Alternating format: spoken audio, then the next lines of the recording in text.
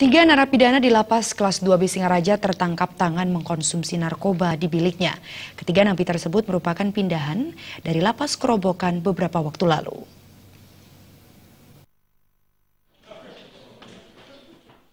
Ketiga napi tersebut ditangkap Kalapas kelas 2B Singaraja saat sedang mengkonsumsi narkoba di biliknya. Ketiga napi masing-masing bernama Muhammad Bahri, Ide Bagus Made Putra Yasa, dan Muhammad. Mengetahui napi sedang pesta narkoba, Kalapas langsung menghubungi Kasat Narkoba Polres Buleleng untuk melakukan penyidikan. Dari hasil penyidikan di TKP, polisi menemukan beberapa barang bukti seperti satu alat isap sabu berupa bong, satu buah korek api gas, dan 2 alat bakar atau sumbu.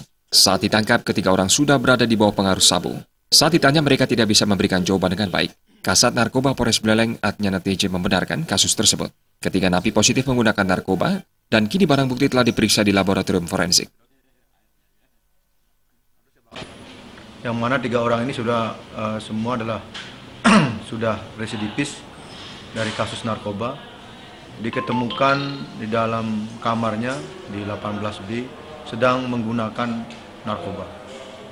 Dengan informasi tersebut kami melakukan langsung cek TKP, memang benar di sana ada barang bukti seperti bom, ada HP, ada obat, ada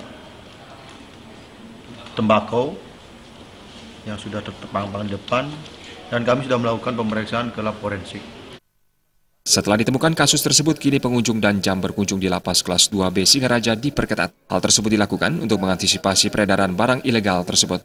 Ketiga napi dijerat pasal 127 ayat B1 huruf A Undang-Undang RI nomor 35 tahun 2009 tentang narkotika.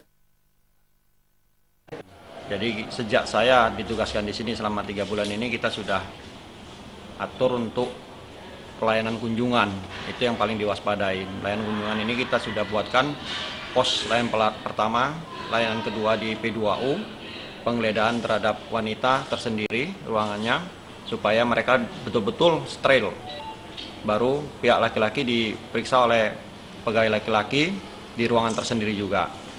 Jadi dipastikan barang itu memang tidak ada, maka yang bersangkutan boleh besok.